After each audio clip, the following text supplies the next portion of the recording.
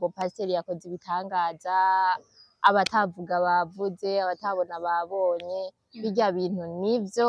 Hari n'ahandi twama twumva yuko usanga rimwe na rimwe harimwo ama esprit satanique. Wewe ubivuga kwiki? je birya sindabishigikira kubera hari akantu kamwe reka ndagutera inkuru numvise ngo umbeho ngo abantu bamugurura ibimuga ngo bagasengera abantu bagakira mu rushengero ngo iyo batoja mu bitaro naho gusengera ngo barya abantu baremvye mu bitaro ngo bose bagakira bagataha. Rero niyo mpamvu ce mvuga ati mu buzima busanzwe birya ahe sipoza hari amanyanga. Dufatiye kuri kanguka mu Burundi wanashaka no hanze y'Uburundi yumvizwa n'abantu benshi kandi yizerwa n'abantu benshi. Mbega yo kiberamwo ibitangaza vyinshi wovuga gute? N'amanyanga ya Kristo Ndikumana, sorry ntitukuvuze nabi Apotre, gusa nyene hariho ababikora ukibaza ko ari amanyanga. Wewe nakanguka ubifata nk'aho ari amanyanga canke n'ukwizera kunini kw'abantu? N'ukwizera, ndabifata ko ari ukwizera kuko arakubwira ngo ndakunda akantu yamavuga, arakubwira ngo ja mu cumba cawe ngo ahantu hikinze, ngo ja mu cumba cawe ngo dusenge. Wumvise? Ja mu cumba cawe. Umva bisaba kwizera. Simwe ngo mpango je mu rushengero ngo cakira ngo ubushobozi ndaburekuye ngo ubushobozi bw'Imana bukwiye agatanga kumbe abantu barahungabana bakibaza ngo ni Imana, kumbe si Imana. Rero hariho abantu bameze uko tugahurumbira ibitangaza mu mashengero hirya no hino, kumbe ugaca usanga ni vya bintu nakubwira bakoreshwa n'amanyanga. Abo baraba ni mu buryo bw'ugiye amafaranga, aho ugiye kuraba uja wumva ngo nka kanya ka video ngo turagurisha ngo ivu ngo ryavuye ku mva ya Yesu, nawe nta n'indege y'imva ya Yesu raca baza ati navutse ryari Yesu yapfuye ryari ngo uja kumenya ivu iva ku mva ya Yesu, ukaja wumva ngo ikiko kimwe ngo tukigurisha 10,000. Urumva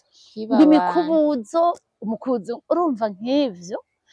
hari ababikora kugira ngo baronke inyungu zo mu buzima bwabo. Hari igicumba cawe naco ni urushengero.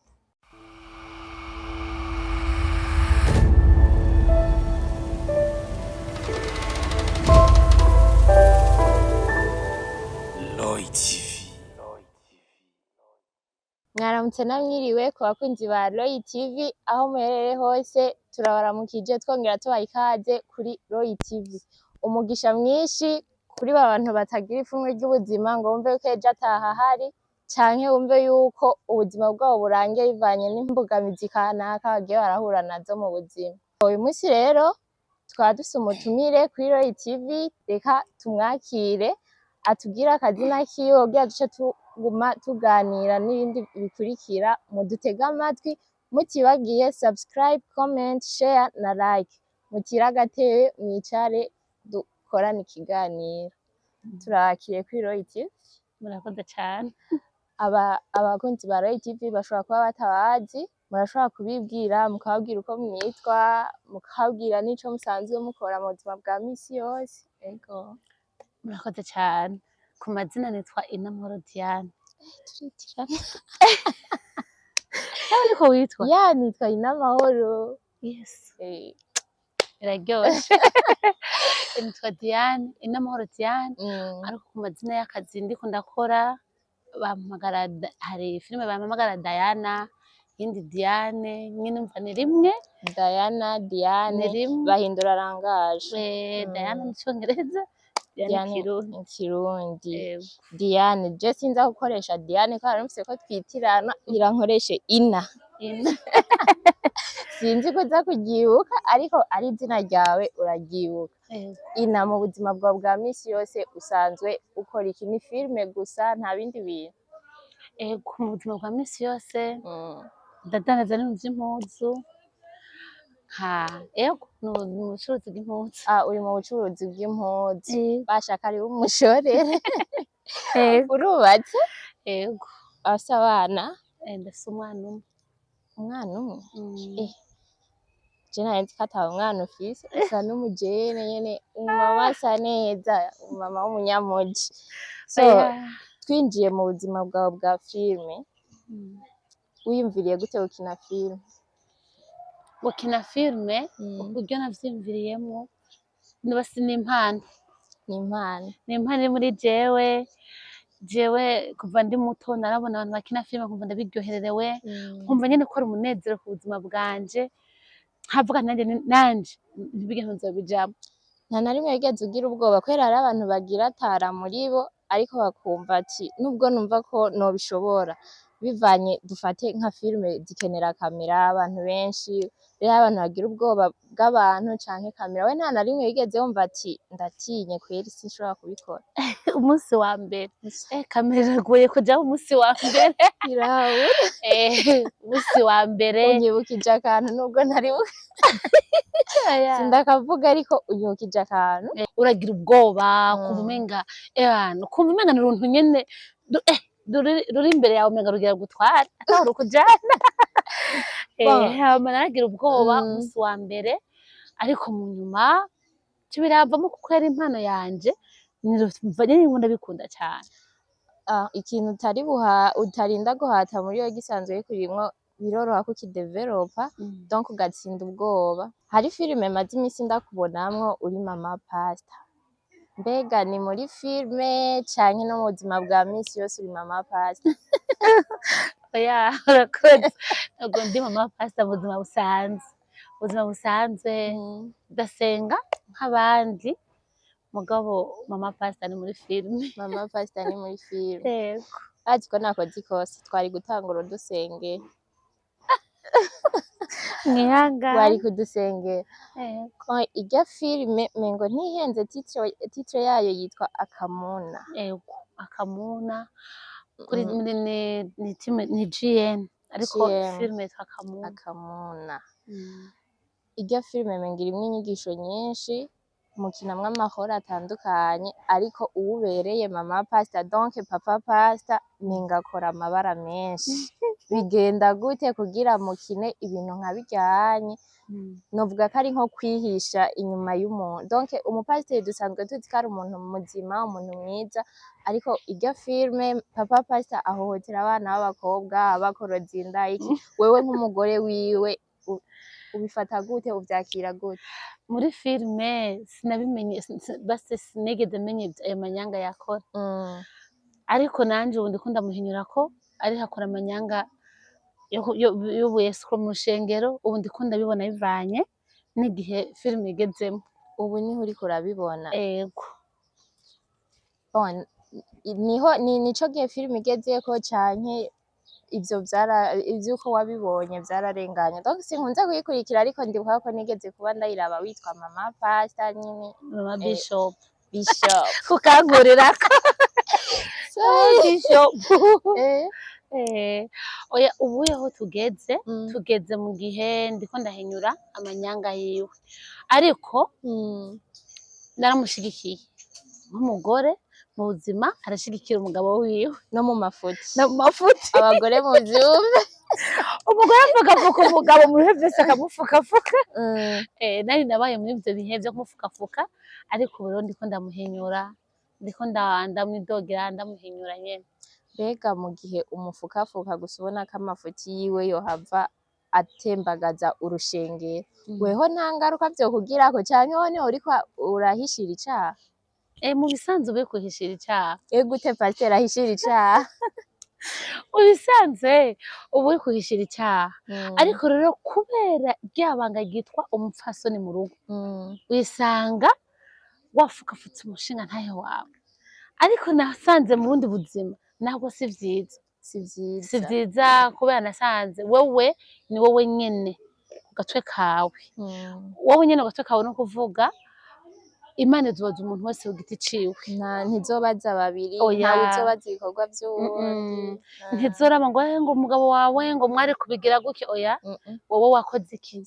ubazwa iki niyo mpamvu rero rimwe na rimwe tworeha gushigikira amanyanga tukaba mu kuri donc bivuze ngo nubwo umugabo wawe yoba ari mu makosa yitwa pasiteri reka dufate ko irya ari filime ariko nko ku buzima busanzwe biba bisaba ko umwereka ukuri ukamuhanura uciye mu nzira y'ukuri apana kuguma uhengamira ku ruhande rwiwe yego mu bisanzwe ukwiye ukuri ukakubamwo pana kugendana n'ibinyoma. Mbega none kugira ukunde gusenga nka kurya kugera aho bagutorera hore ya mama pastor karaziraguye ugasanga wasenze bagiye muri bavuga mu mwuka canke muri mpwemu byose biravugika no mu buzima busanzwe niko usanzwe umeze ukunda gusenga mwa burya buryo cane ego mu buzima busanzwe ndasenga ndakunda gusenga ariko rero yari inyigisho yari filime ariko mu buzima busanzwe sindimuvugishwa kuko harya ndamugurira ibimuga urazi kumugurira ibimuga yari impumyi ngo ndamuhumuye uriko aragendera kunuzeho yari ikimuga amarezo aramubonye ngo ndamumuguruye urumva biga yari filime dushingiye kwako kantu ko kumugurura abantu revre iryari filime ndibaza usanzwe kijijwe mbega ahantu tugenda twama twumva nk'ahantu ngo pasiteri yakoze ibitangaza abatavuga bavuze abatabona babonye birya bintu nivyo hari n'ahandi twama twumva yuko usanga rimwe na rimwe harimwo ama esprit satanique wowe ubivuga kwiki je birya sindabishigikira kubera hari akantu kamwe reka ndagutera inko numvise ngo mbega ngo abantu bamugurura ibimuga ngo bagasengera abantu bagakira mu rushengero kuko iyo batoja mu bitaro nabo gusengera ngo barya abantu baremvye mu bitaro ngo bose bagakira bagataha rero niyo mpamvu ce mvuga ati mu buzima busanzwe birya aye sipoza ko ari amanyanga canke bisaba ukwizera k'umuntu kugira ukire bisaba ukwizera kwabo kandi ni nkuko je namampanura abantu ni nkuko wewe witi cawe ushobora gusenga Imana ikagukorera ikintu urazi ko abantu bafata muri kanguka agasenga yizeye ari mu cumba cawe agakira dufatiye kuri kanguka mu Burundi wanashaka no hanze y'Uburundi yumvizwa n'abantu benshi kandi yizerwa n'abantu benshi mbega yo kiberamwo ibitangaza vyinshi wovuga gute n'amanyanga ya Kristo Ndikumana sorry ntitukuvuze nayo yavoje gusa nyene hariho ababikora ukibaza ko ari amanyanga wewe nakanguka ubifata nk'aho ari amanyanga canke n'ukwizera kunini kw'abantu n'ukwizera ndifata ko rukwizera kuko arakubwira ngo ndakunda akantu yamavuga arakubwira ngo jya mu cumba cawe ngo ahantu hikinze ngo jya mu cumba cawe ngo dusenge wumvise jya mu cumba cawe umva bisaba kwizera si bimwe ngo umango uje mu rushengero ngo cakira mbega harya ahantu nabonye umuhuha impeta niyo yarimwo imbaraga zo gutembagaza barya abantu bigamije twigisha amanyanga harya rero harya wabonye nyene haragira igihe akavuga ngo ubushobozi ndaburekuye ngo ubushobozi bw'Imana bukasenga kumbe abantu barahungabana bakibaza ngo ni Imana kumbe si Imana rero hariho abantu bameze uko tugahurumbira ibitangaza mu mashengero hirya no hino kumva ugaca usanga ni bya bintu nakubwira bakoreshwa n'amanyanga abo baraba niyo mpamvu uja mu cumba cawe hari igicumba cawe naco ni urushengero ego ijambo ry'Imana tugira ati urakeneye icumba kiri vide kandi giteguye neza wamuhuriramwo n'Imana wibaza yuko hari abapasiteri benshi bameze nk'urya mugabo wawe muri filime bakorana n'abapfumu baraba umugabo wawe umugabo wanje muri filime barabaho benshi bakora nk'arya amanyanga urabona ko nk'umugabo wawe yononye abakobwa benshi vraiment abakoza ibintu bidakorwa amasuki abapfumu aho muri abapfumu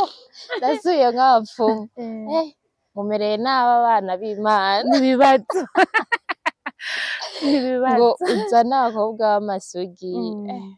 none abapasiteri nk'abonye ubahanura iki ko yanavuga ko atari ingeso nziza si image nziza vraiment oya iyo ni image mbi abapasiteri nk'abo nimba hari ababikora ntabo nagirije sindabazi ariko nimba hariho ababikora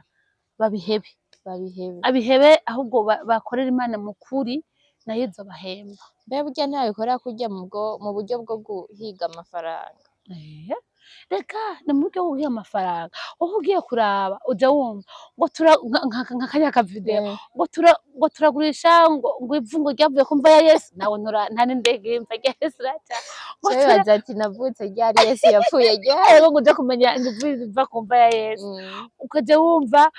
ngo ikiyiko kimwe ngo tukigurisha 10,000 urumva ngo umukubuzo urumva nk'ivyo hari ababikora kugira ngo baronke inyungu zo mu buzima bwabo. Rero niyo mpamvu mu buzima bwose umuntu yokwirinda kuja guprofita aronke ibintu biciye mu manyanga. Ni nayo mpamvu numva yuko umengo vya bindi vyo gushwanira amazina y'amadini ntibikenewe. Uwo ari we wese yogira ukwizera kwiwe mu mutima kugira amenye ati ndiko ndamacingana fresh n'Imana apana kuvuga ngo ndiko ngira kuri pastor iki Jiyo umunsi bitarenze umunsi nyene mu gatondo akavideo kiwawe nabonye ukubita umuntu biteye n'ubwo ca nibaza ati mama pastor mukamuna gutya kubita umugabo urya mungu ariko uramuhora iki ugira umugire nabi nka kuryanya kaya video kaguma katwenza abantu benshi basi biratangaje rega kubona umuntu muri sens contraire y'ico wari umuzi ko uca usanga amengo nyine mu bisanzwe duhanura impande zose duhanura impande zose n'akazibasha hage nigize mama pastor kugira mpanure mu byakoze b'Imana hama hande naho nigira mu bajene kugira mpanure ugwaruka ntukajyana n'ibishobisho byo kubona umuntu ngo arakenye ngo amwikunkumure ngo amukubite kugira nyene ngo ngo arandondera ngo nkarara amajoro ngo ndaguhiga mbega nane ni ngombwa umuntu akunda umuntu akize ofete nkawe nabibonye yuko urya muhungu mwari musanzwe muvugana peut-être ko utari umuzi face to face ariko ikigaragara coco waramukunda kuri telefone kubera ko wamukundira kuri telefone udufaranga yandungikira amafaranga ni mabi amafaranga ni mabi ahubwo yubaha kubera ko wari uzi ko afise amahera hamugatungurwa no kumusanga murya muceri mu bisanzwe nanje vyarantunguye we yama amafaranga hari akantu navuzemo sinzi ko akumvise namubwiye ati narya amafaranga wampa bisigura ko umenga warayivye nayo wivye wowe uyakurayo wewe vyavanye na ruko umubonamwe uravuga ati ntaho uyo yakura yayandi yahorampa naho yoyakura bivuye n'ukuntu mbonye asa basha abahungu mukenye mwumve ko mutazubaka Bene wewe nawe uyu munsi tutagiye mu buzima bwa filime irya sene wakinye tuyishire mu buzima busanzwe kuvuga ngo ariko rano rugwaruka we hari umuhungu wo kwemera ego urubatse ariko dufate yuko uri umujene kubera n'undi wahagarariye urwaruka hari umuhungu wo kwemera uzi neza kakenya urukundo nirutora reka raba ukuntu usa sivyo urabe nk'ukuntu usa wewe guhera hasi gushika hejuru umbwira gute yuko nk'ubu dufate nk'uyu mukameramani wacu uramubona ndamubona ari mu gahinda k'umugore basi ari mu gahinda k'umugore nk'uyu dufate arakenye si ukuvuga ngo arakenye ni akarorero nshatse gutanga araje aragupropose kandi urabona neza uriko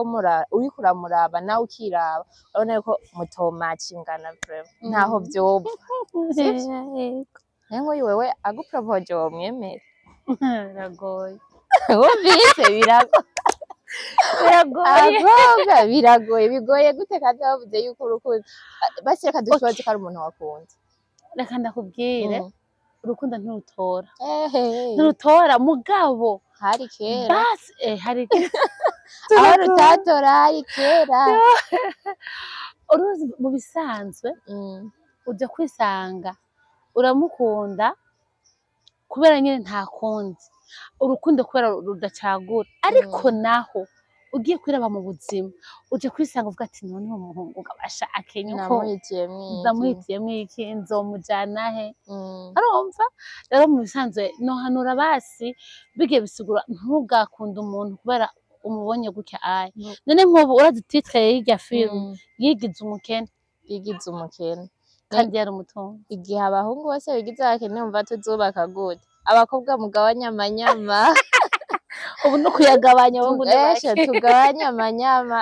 na irya bahungu asanzwe ari bakeyi gusa umukobwa uwo ari we wese akunda akanoti vraiment si ukuvuga ngo umukobwa uwo ari we wese ariko periode turimwo ivyo vyo turabizi kubera yuko ushobora gusanga ukunze n'umuntu akenye ugasanga wamuhemukiye kubera iki nta mahera ariko araboneka nawe wisanze mw'urwo rugo rw'umuntu akenye avuga ati ibi bintu ndumva kubisupporta wapi ntugikunda watanze inyigisho nziza ariko none nk'abo bakobwa bameze uko baba bumva yuko batokunda umuntu kubera akenye iki ubahanura iki? Je nobahanura ego amafaranga araryoshe kugira umuntu mukundanye afite amafaranga biraryoshe ariko numva ngaruka no bahanura ati ntugatwagwe n'ibishebisho by'uko ubonye ukuntu ameze hari igihe usanga inyuma yiwe ari heza atahuze ejo h'umuntu ntahubuzi uje kwisanga hari ahantu ejo ugasanga habaye heza gusumba guhurumbira basi umuntu afite amafaranga mu bisanzwe uwo ufise amafaranga araryoshe biraryoshe bayaronderere amahera bayarondere kubera iki ari abahungu gusa bategerezwa kurondera amahera abakobwa ntibategerezwa gukora ubu rero aho bigeze erega nubwo umuhungu atogutunga nawe uwo mutungo yego niko bimeze ubu aho bigeze ubu uye ni ugukora twese umukobwa agakora umuhungu agakora kugira ngo mushigikirane basha muvyumve mwakobwa mwe mwirwa mureza amaboko ngo murindire abahungu batunze namwe mwige ubuzi bwanyu cane no gukora kugira mushobore kwibeshaho none nk'ubu unye ndazi ukina mu mafilime menshi sayo gusa tuvuze kuri filime zibiri ariko n'izindi nyinshi zirahari nibihe bikorwa bishasha rero mufise mw'iyi minsi? Turi muri iyo nyine Akamuna niyo turiko turakora cane mu bisanzwe ubwa mbere twahejeje ingaruka yarivumye abantu yaheze bayikunda irya timu yanyu mukina filime ziryoshe ndakunda ibikorwa vyayo Visionnaire ni Sabas nukuri King Sabas hari yubahwe afise iyerekwa ryiza cane ugiye rero ibintu arigisha no kuri inyigisho zidasanzwe ndamukunda n'umuvyeyi wanje King Sabas na jewe ndamukunda kubera n'abantu benshi bamushingira intahe ko yabafashije mu buryo ubu canke buriya ahari yubahwe kandi n'abamwitura nibaza ko bakomeza kuza aza akomeza abafasha nkuko yafashije abambere naje aho ngeze no kubera we aho ugeze ni kubera donc uyu munsi muracariko murakora ku Kamuna karacabandanya hakaba n'indi filime ndiko ndakora yitwa Iraso barangonze filime iryoshe bagende bayirabe nayo iraryoshe cane mwavyumvise ina mugende mumukurikirane iyo filime ni gwawe canke oya no nakoreye ariko banyita Kaneza ina mahoro ita Kaneza muri iyo filime so mu gusozera rero kugira ico ubwiye abafana bawe ugire n'ico ubwiye abakunzi bacu ba Roy TV yego kugira turangize ego murakoze cane abakunzi ba Roy TV ndabakunda nanje kuko hariho nanje abankunda je ndazi ko ari abantu tuba duhura kenshi bakambwira mama pese turagukunda nkavuga sikumbe ndakunze nanjye nagira ndababwira ko ndabakunda Imana ibampere umugisha mubandanye mudukurikirana Akamuna bandanye mudushigikira aho ivyo turiko turakora mubandanye mudushigikira n'ukuri kudushigikira kwanyu bidutera intege Imana ibahe umugisha ndabakunda aretse kubasengera ariko yavuze ngo Imana ibahe umugisha nico nkundira abapasitori Imana ibahe umugisha ndawubasabiye n'ukuri so mwumvise ko twaganiriye byinshi ku byerekeye sinema ndundi, twari kumwe n'umumama mwiza cane yitwa Inamahoro, nkitwa Inamahoro. Mumbabarire sinakoresheje amazina yanjye yiwe muri filime, nakoresheje izina ryacu turi babiri. Bakunzi ba Royal TV rero, musharinge, comment, subscribe na like birakenewe by'iwanyu. Tukaba tugarukije ngaha, mugira umugisha.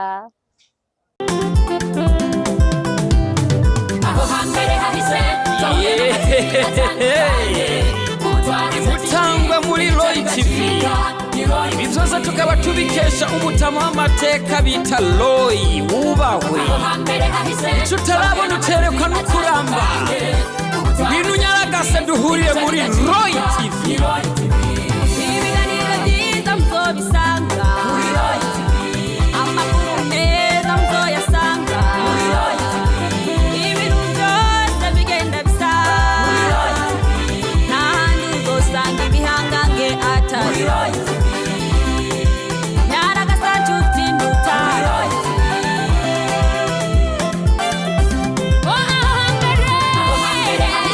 Kahuye n'amativi atandukanye, ibica bigaciga.